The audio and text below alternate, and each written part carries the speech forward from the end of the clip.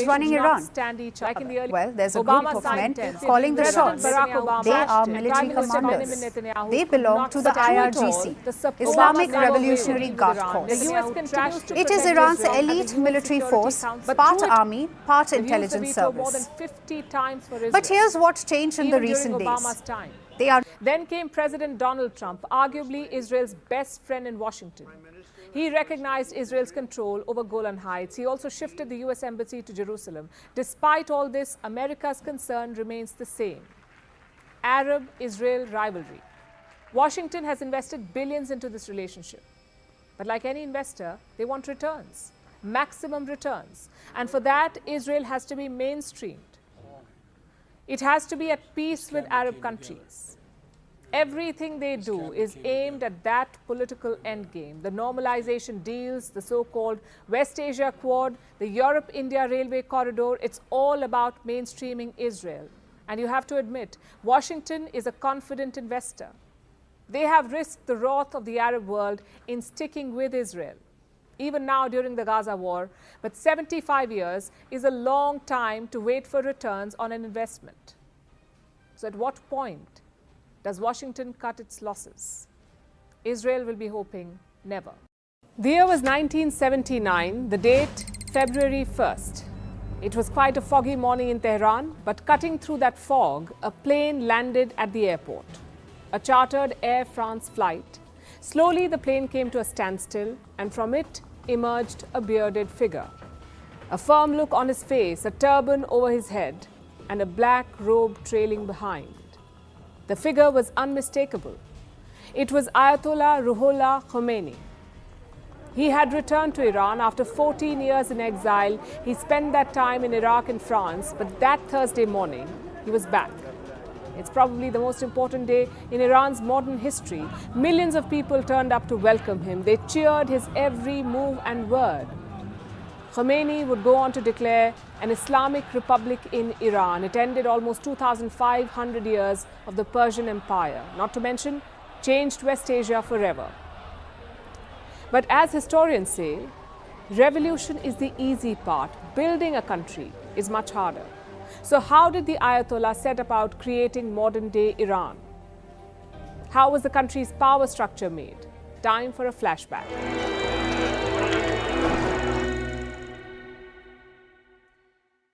You cannot understand modern Iran without understanding Khomeini. The country is built in his image. By the 1950s and 60s, he was already popular. His claim to fame? Opposing the Shah of Iran. The Shah was a Western ally. He tried to create a secular and liberal Iran.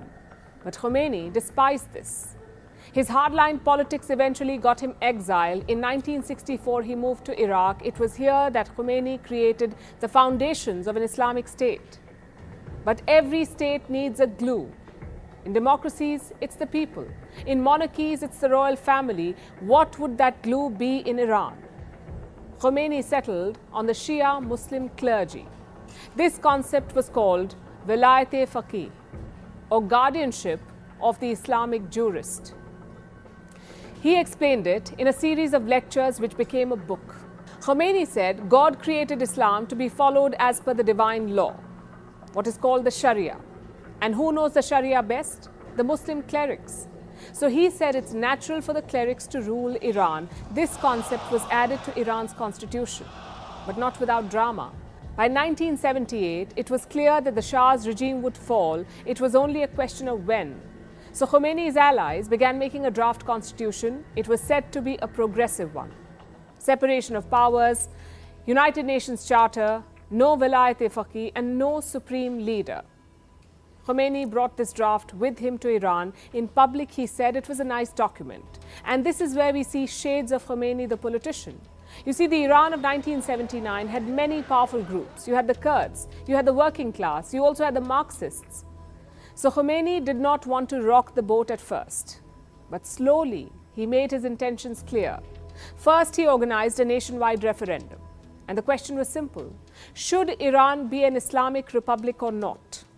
98.2% voters said yes. So Khomeini announced his next step. He cancelled support for a proposed constituent assembly. This assembly was supposed to ratify the draft, but Khomeini said, No need. Instead, he formed another body, the Assembly of Experts. Around 72 delegates were elected to this body. 55 of them were clerics. You can guess what happened next.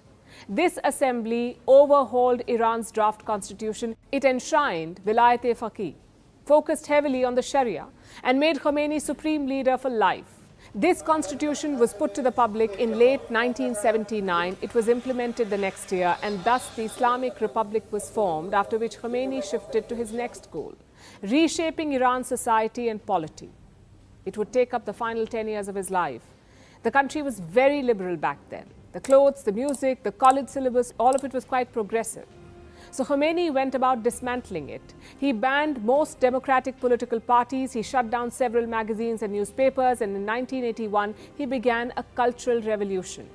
Universities were shut for 2 years. In this time, the syllabus was totally changed. Progressive ideas out, political Islam in. Almost 20,000 teachers were fired. Apparently, they were too westernized. Now, all of this did trigger some backlash. Iran's liberals and Marxists were not happy with Khomeini. So he needed someone to crack down on them. The army was not an option. In 1953, the Iranian army had sided with Western powers. Together, they had toppled Iran's elected leader. During the revolution, the army had promised to remain neutral, but Khomeini was wary. He did not trust them enough. So the supreme leader turned to his own militia, the Islamic Revolutionary Guards. It was different and independent from Iran's army, and it reported to just one man, Supreme Leader Khomeini.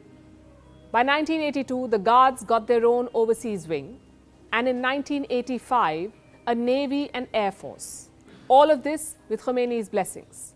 The Guards were also deployed inside Iran, sort of like a moral police.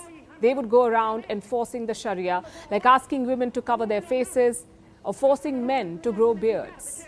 And all of this made one thing quite clear: Iran's revolution was not going to be democratic or progressive. It was going to be hardline Islamist, which often led to political chaos. Iran's first elections were held in January 1980. Abul Hassan Bani Sadr became president. He was an advisor to Khomeini, but he wasn't a hardliner, not like the supreme leader. Just one problem though. Bani Sadr did not control the parliament. Most lawmakers belonged to the Islamic Republic Party, a radical group formed by Khomeini loyalists. So pretty soon they clashed. Bani Sadr proposed 3 names for his prime minister. All 3 were rejected by parliament. Khomeini did try to settle these differences, but soon it boiled over. Bani Sadr became a rallying hero for dissidents, and Khomeini did not like this. He supported the impeachment of Bani Sadr. So the president ended up fleeing to France. What followed next was a purge. Opposition party members were arrested in the thousands. Many of them were executed. Some exiled Iranians say the regime killed 20,000 political prisoners. Of course, sometimes they hit back. Like in August 1981, Iranian dissidents bombed the Islamic Republic Party's headquarters. They killed the new president and his prime minister. So the first few years of the revolution were quite violent. Iran was still struggling with its identity. But stability came in late 1981. After the bombing, another presidential election was held, the third one in 21 months. This time, Ayatollah Ali Khamenei was elected. You may know him as the supreme leader today, but in the 1980s, he was the president. Khamenei served 2 terms until 1989. Iran's politics during this time was very complicated, mostly because of the power structure. On the one hand, it was a theocracy. Sovereignty did not lie with the people, it lay with God. On the other hand, it was a revolutionary republic, so you couldn't ignore the people. This hybrid structure led to a lot of complications, not to mention bickering. First, you have the president. He decides economic and administrative policy, but he does not control the military. Then you have the parliament. It has around 290 seats. All lawmakers are directly elected by the people, but the parliament is not absolute. Its laws are checked by another body, that is the Council of Guardians. Now, this council has 12 members. 6 of them are appointed by the supreme leader. The rest are suggested by the judiciary. You can guess where these suggestions really come from, but the council's job is very important. Say the parliament passes a law, this council will see whether it conforms with the Sharia. If not, it can crack down. So effectively, the council has a veto over parliament. It also decides who can stand for elections. Just consider the 1997 presidential election. 230 candidates wanted to contest. Only 4 made it to the ballot. Another powerful body is the Assembly of Experts. We mentioned this at the start. It's the same one that drafted Iran's constitution, but now its job is different. This assembly has 86 Iranian clerics. They are elected to 8-year terms by the public.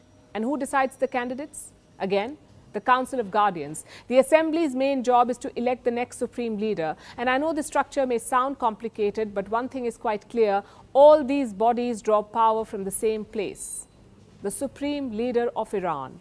Of course, sometimes there are squabbles. Like in 1988, the parliament was on one side, the Guardian Council on the other. Neither side was backing down, so Supreme Leader Khomeini formed another body, the Expediency Council. It has more than 30 members, and most of them are hardliners. Do you see the strategy here? Iran has created multiple bodies and councils to distribute power, to check and balance each other.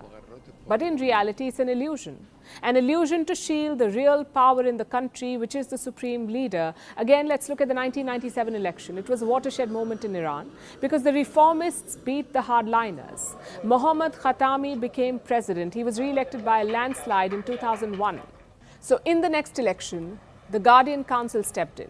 In 2004, they disqualified thousands of reformist candidates, so the hardliners won the parliament. We saw that again in the last election. Hassan Rouhani had been president from 2013 to 2021. He was widely regarded as a moderate. So in the 2021 election, the Guardian stepped in again. They disqualified 585 candidates. Only 7 were left on the ballot. All 7 were hardliners. So the trend is pretty clear. Every few years, Iran has a moderate wave, but it's snuffed out by the clerics and guardians. Supreme leader 1, democracy 0. The question is, what does the future hold? Can any group challenge the regime in Iran? The obvious candidate would have been the army, but it's a shadow of its former self. From 1980 to 1988, the army fought a war with Iraq. They lost around 250,000 men. And since then, the army has been stationed at the border, far away from the power center. Plus, it's been purged of dissidents. Thousands of officers were fired or detained in the 1980s. Their loyalties were questioned. So the army is weak. What about a clerical power struggle? Ayatollah Khamenei is almost 84 years old. Surely succession is on everyone's mind. And the last one was quite dramatic. Khomeini's chosen heir apparent was Hussein Ali Montazeri, an Ayatollah and disciple of Khomeini. But in 1988, he criticized the regime. He opposed the detentions and executions. So Montazeri was stripped of his role. The next year, in 1989, Khomeini died. So the Assembly of Experts selected a junior cleric, Ayatollah Ali Khamenei. As for who will succeed him, it's not clear. Khamenei has not named a successor, but current President Ibrahim Raisi is said to be a frontrunner. The revolutionary regime is almost 45 years old, which is young in relative terms. It has done a lot to strengthen its position, from domestic crackdowns to creating an alliance of proxies in the region. But what it hasn't done is welfare. Iran's economy has struggled to break free under the regime, mostly because of sanctions. There is also discontent about conservative laws, like the ones around hijab. So the key to sustaining the revolution could be modernizing it. But the flip side is this: a modernized revolution is a slippery slope. We saw that with the Soviet Union. When they modernized their revolution, the regime collapsed. I guess striking a balance will be key. It was September 1960. The US ambassador in Israel was on an official tour. He visited a fertilizer plant in Sodom, just off the Dead Sea coast. Tour done, it was time to return. For the journey back to Tel Aviv, the Israeli Air Force gave him a helicopter. They were flying over the Negev desert. That's when the ambassador spotted an industrial facility. It was located in the middle of nowhere. So the ambassador asked the Israeli official, what was this sprawling facility? The answer came from Adi Cohen. He was then working at Israel's finance ministry. Cohen said it was a textile factory. Except it wasn't. What the US ambassador saw was the Dimona nuclear facility, the site of Israel's nuclear program. Cohen later talked about this conversation. He says he was stumped, so in the end, he went off script. He called the facility a textile factory. It was a cover that stuck. Many Israeli officials would later borrow Cohen's statement, but today, few people buy it. Most of the world knows Israel has nuclear weapons. No one admits it though. You could call it a poorly kept secret. But why did Israel need nukes in the first place? How did they get them, and why keep them secret? Time for a flashback.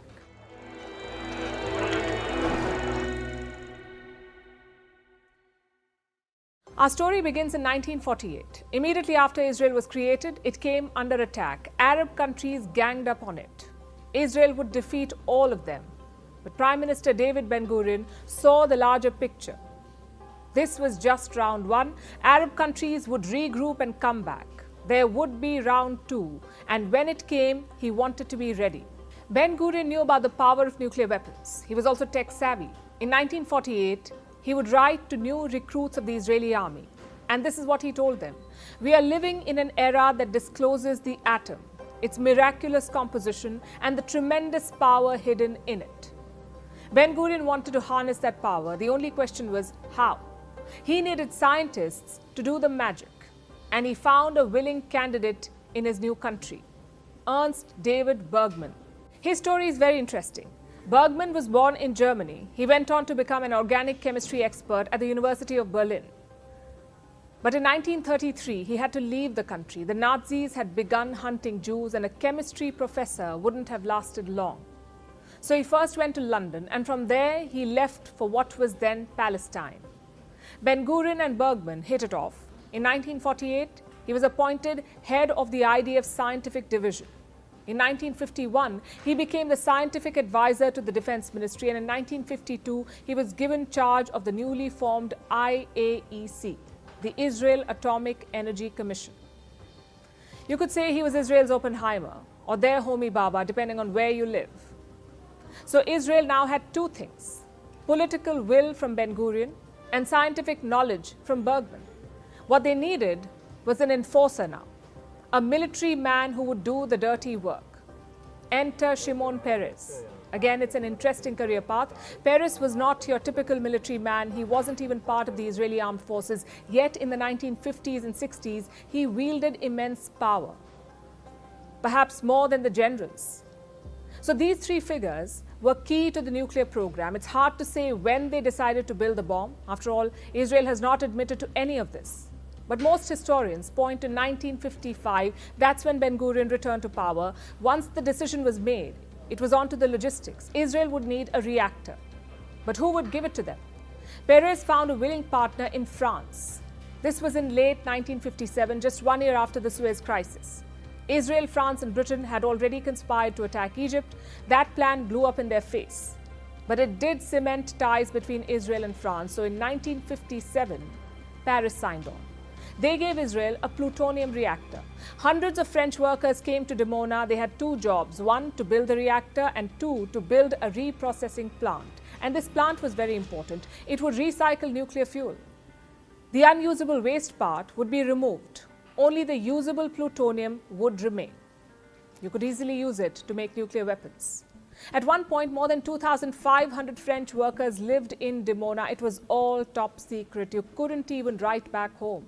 You had to write letters to a fake PO box in Latin America. But despite all of this, the Americans did find out. In 1960, they got photographic evidence. Israel was building a reactor in the Negev desert. So Eisenhower wanted answers. He was the US president. Ben-Gurion said it was all peaceful. He also made a statement in the Israeli Knesset. Till date, it's the only mention of Dimona in Israel's parliament. And what did the Prime Minister say? Same thing he told the Americans. Dimona is meant for peaceful purposes. Israel needed electricity. Nuclear power was the only way. Just one problem, though. The Americans were not convinced. Remember the helicopter ride in 1960? Chances are the ambassador's question was not out of curiosity. He likely knew about the reactor. All he wanted was an official Israeli reaction. Eisenhower could not do much about it. He left office in 1961. John F. Kennedy took over from him. Kennedy tried to play hardball. He made Israel agree to regular inspections by the United States. American teams visited in 1961, 1962, and 1964, and each time they gave a clean chit. But behind the scenes, Israel was busy. They were sourcing key components from abroad. One agency played a key role in that. It's called LACAM, the Science Liaison Bureau. In 1965, Shimon Peres recruited a star spy for them, Arnon Milchan, a Hollywood producer. You may not know him, but I'm sure you know his movies. Mr. and Mrs. Smith, LA Confidential, 12 Years a Slave. All of it was made by Milchan. So how did he end up spying? Well, Milchan is an Israeli. He met Peres at a nightclub in Tel Aviv. Later in his life, he explained why he chose to be a spy, and this is what he said. Do you know what it's like to be a 20-something-year-old kid and his country lets him be James Bond? That was exciting. So Milchan was on board and he used his connections well. He photographed blueprints that helped Israel's program, even got a US nuclear scientist to join his company board. And guess how? By offering him a meeting with actor Richard Dreyfuss. So Israel was on a roll. They got the blueprints, they got the reactor, but now they needed heavy water. Another key part of the nuclear program. This time, Norway obliged. They'd sold heavy water to the UK for their nuclear program. Not all of it had been used up. So Israel bought the extra. I know what the obvious question is. How did the Americans miss all of this, especially after sending multiple inspection teams? Well, simple answer. Israel hid things well. Apparently, they built false walls in front of the lifts going underground at Dimona. That's where the reprocessing plant was being built. So the Americans only saw the reactor. The plant underneath was hidden. Even American spy planes could not spot it. So through the inspections and scrutiny, the work continued. And by the late 1960s, the bomb was ready. Just one question remained now. How and when would they test it? In 1967, Israel came close to it. The Six-Day War was underway. Israel ended up winning a stunning victory over the Arabs. But their government had a plan B ready if things go south. Test a bomb in the Sinai Desert. That would have made the Arabs pull back. As it turned out, Plan B was not really needed. By 1968, the Americans got the full picture. They knew Israel had a bomb, yet they couldn't do anything. Because at that time, the NPT was being discussed. That's the Nuclear Non-Proliferation Treaty, NPT. The US wanted to limit nuclear bombs to 5 countries: the US, the UK, France, Soviet Union, and China. So Washington could not go public with Israel. It would have killed the NPT. Just think about it. If the Arab nations knew about Israel's nukes, would they have signed the NPT? Absolutely not. In the end, the Arab countries did sign. It was Israel that did not. So America was now forced to keep Israel secret. Still, that tiny matter of testing the bomb remains. Did Israel finally get around to doing it? Maybe they did. In 1979, that's when a US satellite picked up something strange near South Africa. A double flash. It usually means nuclear testing. When the information came in, a US Senate advisor joined the dots. His name was Leonard Weiss. He said someone had tested a nuclear bomb, but no one would listen. Later, he accused the US government of gagging him. Israeli sources confirmed it was them. The double flash was Israel's nuclear test. But why would South Africa play along? Well, this was in 1979, so the apartheid regime was in power in South Africa, and Israel was a key supporter of that regime. They even shared nuclear know-how with the South Africans. In exchange, they helped with the test. It's been decades since these events, since Israel is said to have developed nuclear weapons, but to this day, it's unofficial. Israel maintains a policy called nuclear ambiguity. They won't confirm they have nuclear weapons. They won't deny it either. How then do we know all of this? Thanks to declassified documents from the US government, also interviews and statements given by the people involved. And it was all started by this man, Mordechai Vanunu. He's a former Israeli technician. He worked in Dimona from 1977 to 1985. Before he quit his job, he photographed the whole place, the plutonium parts, the thermonuclear model, even the secret work on tritium. He leaked all of this to British media in 1986. That's when the world realized that Israel has nuclear weapons. Until then, it was all a secret. After 1986, it became an open secret. Mordechai was later abducted by the Mossad in Rome. He was convicted and imprisoned for 18 years, 10 of which he spent in solitary confinement. It tells you how guarded Israel is. But what's the status today? Well, occasionally, Israeli politicians do let it slip. Even Prime Minister Benjamin Netanyahu, in 2020, he called Israel a nuclear power. המשמעות של הפרויקט הזה זה שאנחנו הופכים את ישראל למעצמה אנרגטית. בשבוע שעבר התחלנו כבר לייצא גז ממאגר לוויתן לירדן. No change in policy though. Israel still won't confirm or deny. Reports say they have around 90 nuclear warheads. Now, to give you some context, India has around 164, Britain has 220, and the Americans and Russians have some 5,000 plus. But has this policy worked for them, for the Israelis? It's honestly hard to say. The last major Arab-Israel war was in 1973, the Yom Kippur War. That's when Arab states ganged up on Israel. But after the whistle was blown in 1986, it has not happened again. Yes, there have been wars with the Hezbollah, also with Palestinian groups, but no pan-Arab attempt to wage war on Israel. Does that mean nuclear deterrence has worked? Well, you know Israel's response. What nuclear deterrence? It was March 1948. Harry Truman was President of the United States. One morning he had a guest, an old friend named Eddie Jacobson, a Jew. Now Jacobson had a favor to ask. He wanted Truman to meet Chaim Weizmann. He was a top leader of the World Zionist Organization, also a future president of Israel. At first, Truman was not pleased. He was a known anti-Semite. His letters to his wife were filled with anti-Jewish bias. But that morning, Truman relented. He agreed to meet Weizmann.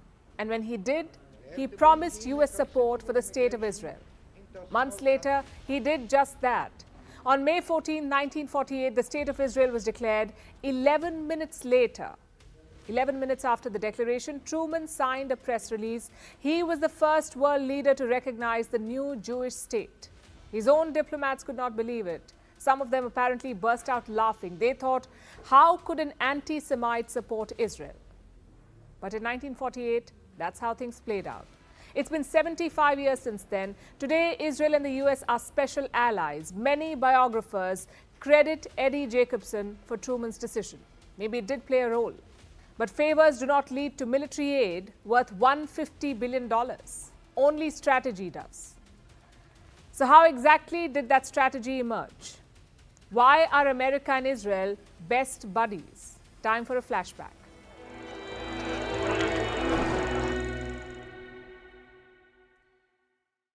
The 1950s made one thing clear: West Asia would be affected by the Cold War. Arab nationalism was on the rise, but Washington mistook it for communism.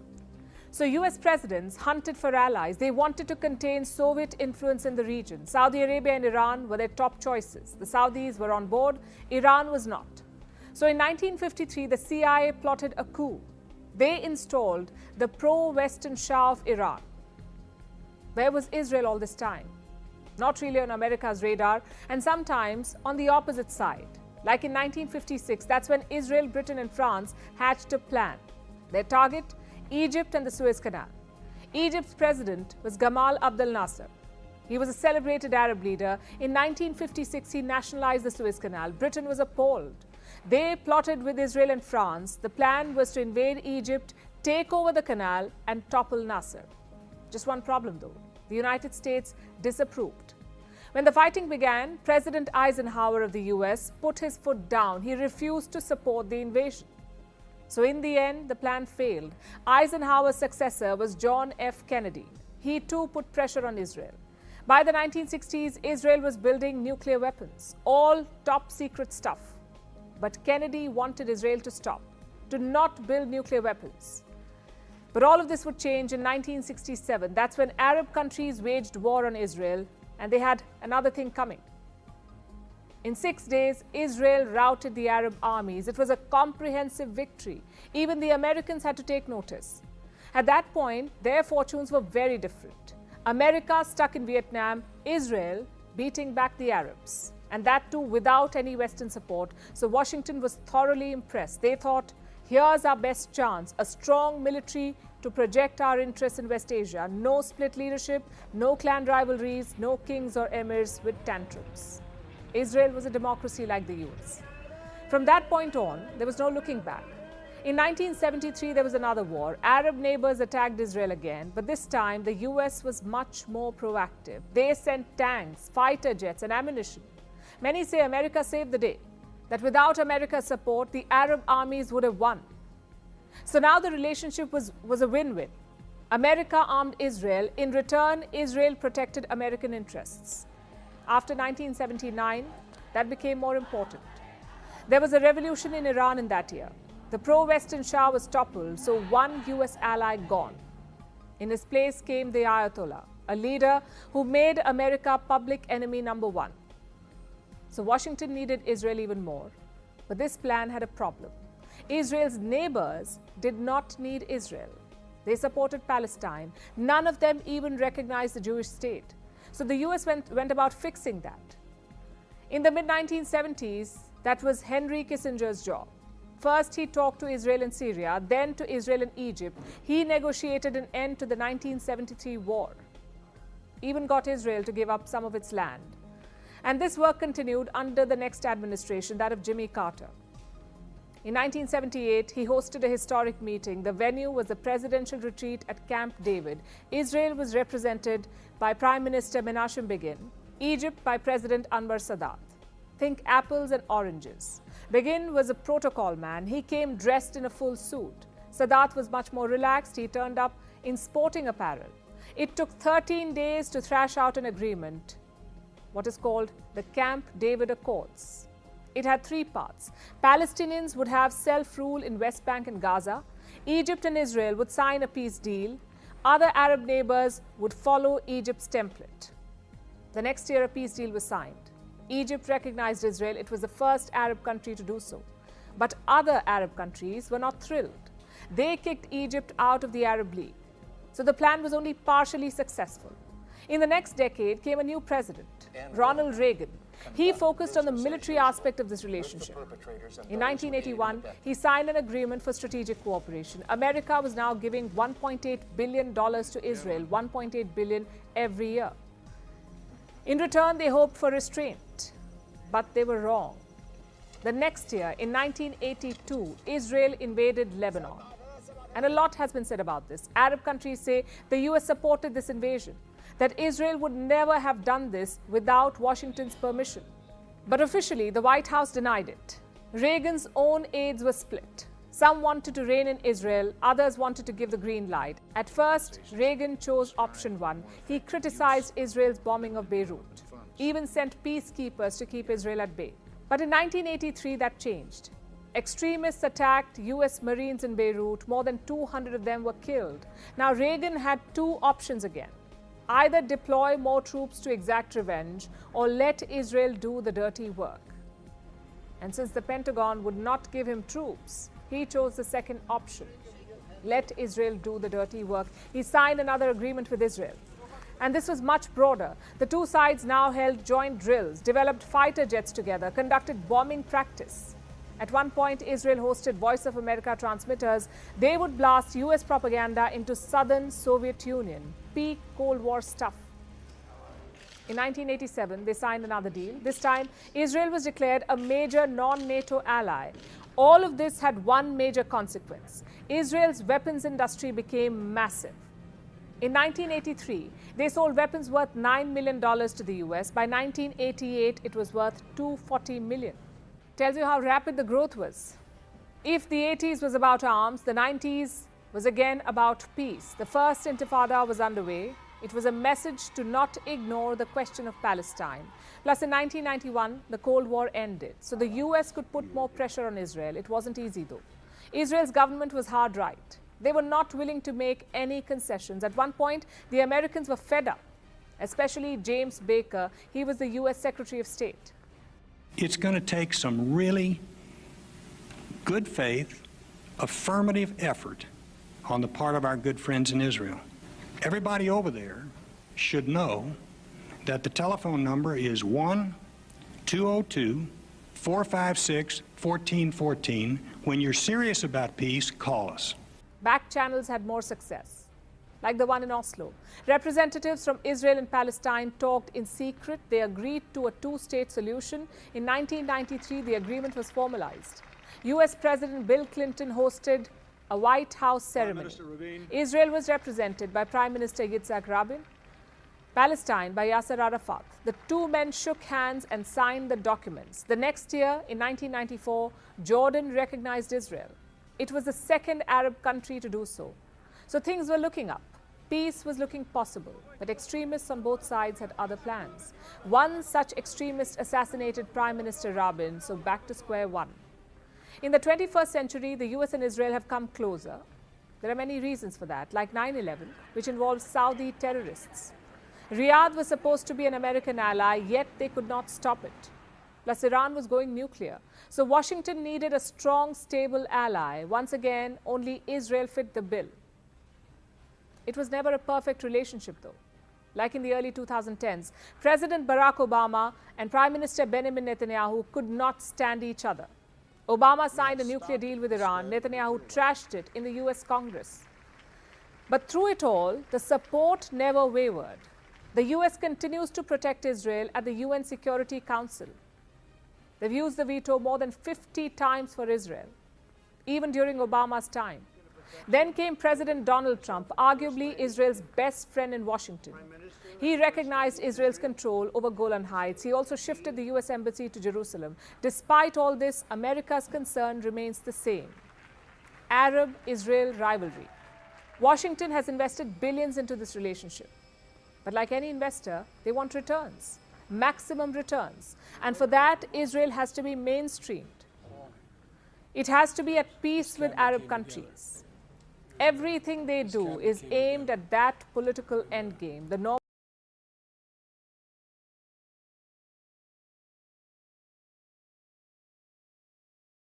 normalization deals, the so-called West Asia Quad, the Europe-India Railway Corridor. It's all about mainstreaming Israel.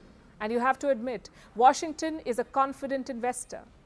They have risked the wrath of the Arab world in sticking with Israel, even now during the Gaza war. But 75 years is a long time to wait for returns on an investment.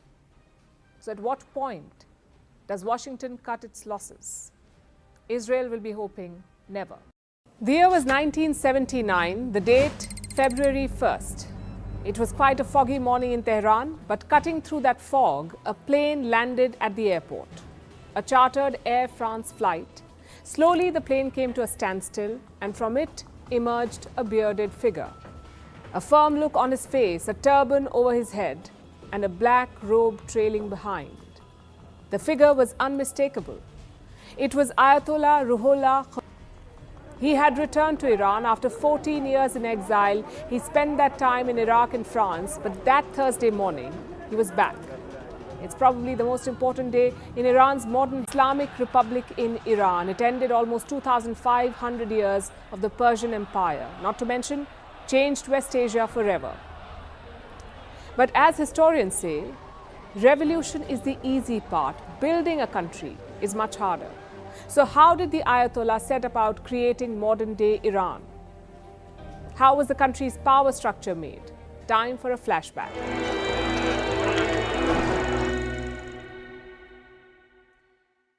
You cannot understand modern Iran without understanding Khomeini. The country is built in his image. By the 1950s and 60s, he was already popular. His claim to fame? Opposing the Shah of Iran. The Shah was a Western ally. He tried to create a secular and liberal Iran. But Khomeini despised this. His hardline politics eventually got him exiled. In 1964, he moved to Iraq. It was here that Khomeini created the foundations of an Islamic state. But every state needs a glue. In democracies, it's the people. In monarchies, it's the royal family. What would that glue be in Iran? Khomeini settled on the Shia Muslim clergy. This concept was called Velayat-e-Faqih, or guardianship of the Islamic jurist. He explained it in a series of lectures which became a book. Khomeini said God created Islam to be followed as per the divine law, what is called the Sharia. And who knows the Sharia best? The Muslim clerics. So he said it's natural for the clerics to rule Iran. This concept was added to Iran's constitution, but not without drama. By 1978, it was clear that the Shah's regime would fall. It was only a question of when. So Khomeini's allies began making a draft constitution. It was said to be a progressive one. Separation of powers, United Nations Charter, no Velayat-e-Faqih, and no supreme leader. Khomeini brought this draft with him to Iran. In public, he said it was a nice document. And this is where we see shades of Khomeini, the politician. You see, the Iran of 1979 had many powerful groups. You had the Kurds, you had the working class, you also had the Marxists. So Khomeini did not want to rock the boat at first. But slowly, he made his intentions clear. First, he organized a nationwide referendum. And the question was simple. Should Iran be an Islamic republic or not? 98.2% voters said yes. So Khomeini announced his next step. He cancelled support for a proposed constituent assembly. This assembly was supposed to ratify the draft, but Khomeini said no need. Instead, he formed another body, the Assembly of Experts. Around 72 delegates were elected to this body. 55 of them were clerics. You can guess what happened next. This assembly overhauled Iran's draft constitution. It enshrined Velayat-e-Faqih, focused heavily on the Sharia, and made Khomeini supreme leader for life. This constitution was put to the public in late 1979. It was implemented the next year, and thus the Islamic Republic was formed, after which Khomeini shifted to his next goal, reshaping Iran's society and polity. It would take up the final 10 years of his life.